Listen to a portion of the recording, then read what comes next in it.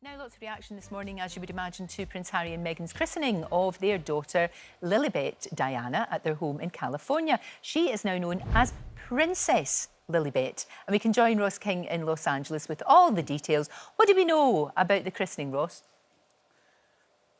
Well, we know that it happened. There was a statement from the Sussexes confirming that. Princess Lilibet Diana christened on Friday by the Archbishop of Los Angeles. That was the Reverend John Taylor.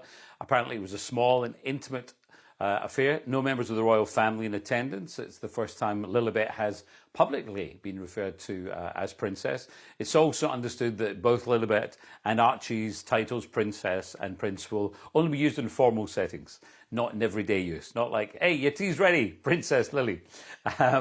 20 to 30 guests were at the gathering. We hear that Meghan's mum, Doria, was there. Lilibet's godfather, who's the actor and filmmaker Tyler Perry, the one who gave them the house initially when they came out here to LA. You saw him arriving in Montecito last week ahead of the christening. Apparently there was a gospel choir as well, so suddenly not quite so small and intimate. They had food, they had dancing afterwards as well. No official pics have been released. And then Prince Harry himself was out and about last night.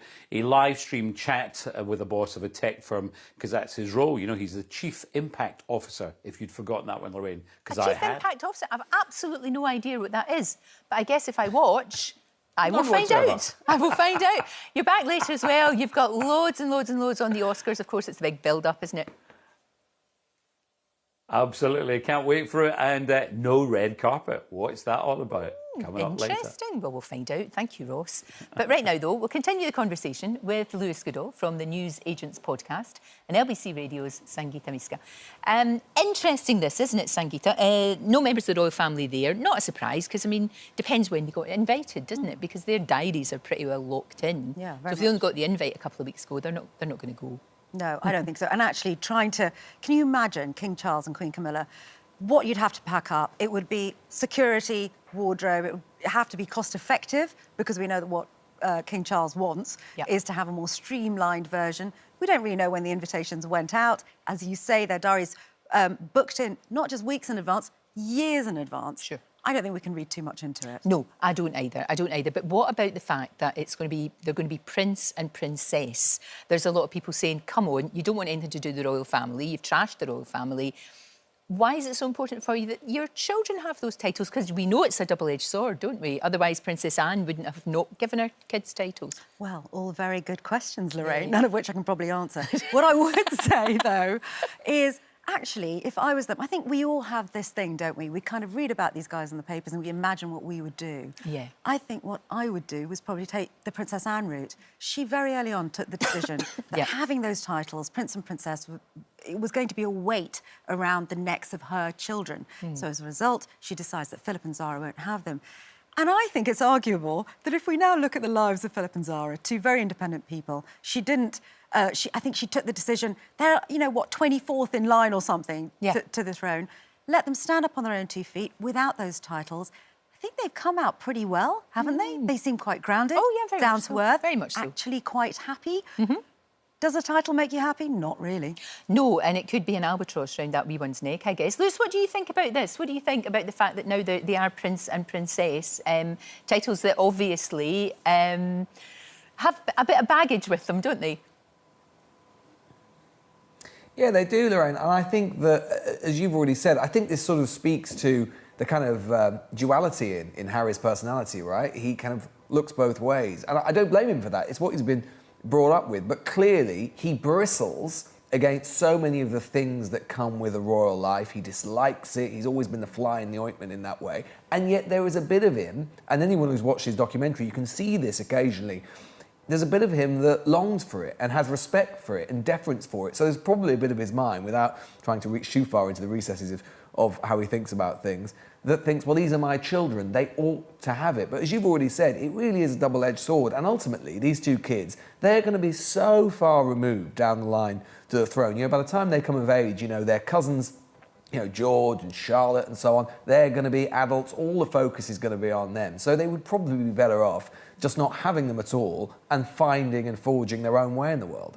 So I don't know what you two think about this. I have wondered for some time, and I like Harry and Meghan, but I've wondered for some time, having seen what they've said about the royal family and how tortured Harry felt within it, would it be a more powerful message for him to send if he says, do you know what, lifting that title off, don't want it, I'm Harry Windsor, this is my wife, Meghan Markle, we are hugely successful in our own right, we're wealthy, we can forge careers for ourselves, and we want the same for our kids.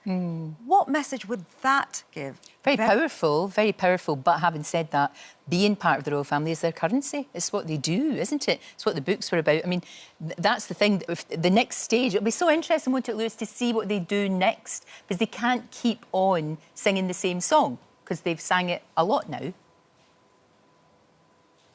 No, they can't, unless there is yet more, and they occasionally hint at this, that they haven't said. Harry said that in the aftermath of the book, didn't he? He said that there were other things that I could have said. But clearly, the big juncture decision for them to make now, right, is whether they attend the coronation or not. And I have to say, if I were advising them, PR, I have to say that they're not ringing off the phone. My phone isn't ringing off the hook with them asking me for advice. But I would say, you know, if they don't go, there is a real danger for them that however they feel about the institution, and there's no doubt at all, in many ways, they've been badly treated by it, that it just looks so sullen and petty, because at the end of the day, most people will just see that this is a kind of, to put it at its simplest, like a really big day for his dad, you know, a day that he's been leading up to his entire life that he knew was coming, and if he's not there, the signal it sends will just be a bad one for them.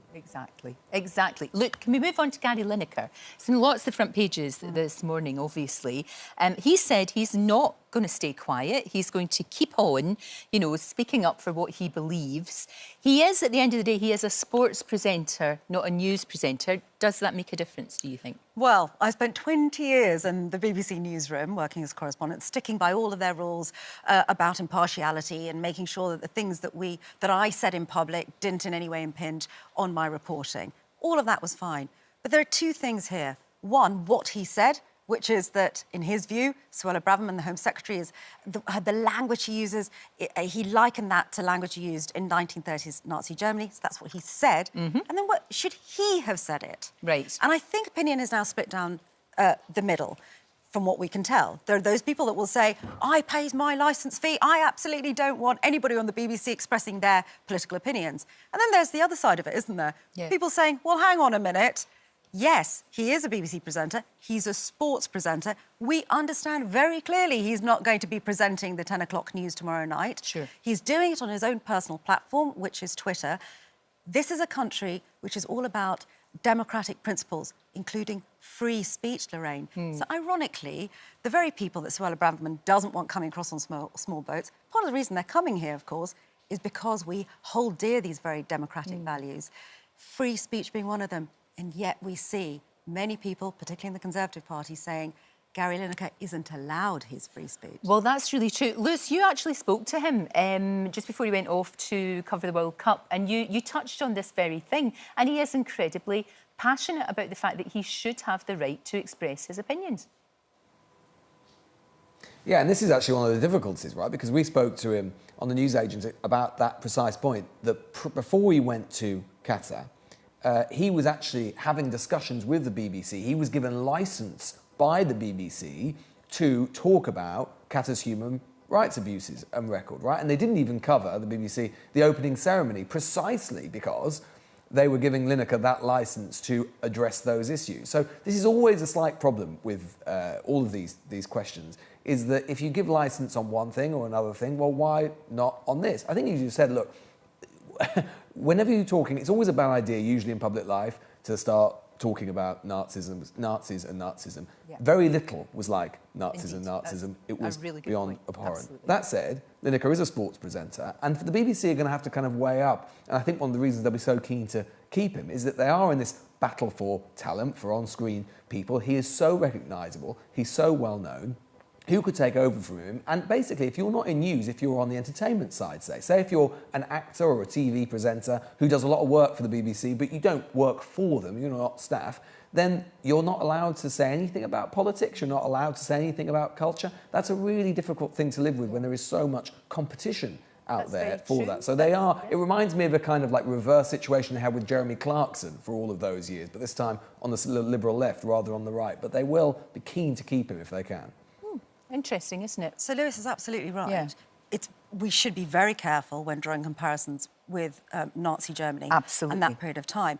But in defence of Gary Lineker, What he was talking about specifically was the language that Suella Braverman has used and the sense that that many people feel, actually, that she's othering people who are coming over on small boats. Remember, the language she used was invasion and invading. Yeah. It was actually the Home Secretary that first conjured up those images of the war. And secondly, Lorraine, and I would say this as someone who still very much loves the BBC, the BBC does have a problem with public perception when it comes to impartiality. What I would also say is that part of those problems have been caused, in fact, by BBC management. So you've got Richard Sharp, the chair of the BBC, who, of course, currently stands accused of helping Boris Johnson organise an £800,000 loan that nobody knew about until the newspapers broke that story. You've also got somebody called Robbie Gibb, who sits very high up in the executive, who has been accused of trying to interfere with top news appointments within that department. These are things that the public also pick up on. And I think there will be a lot of people today, Lorraine, saying, you need to look at yourselves first, BBC management, before you point the finger at your talent. Thank you very much.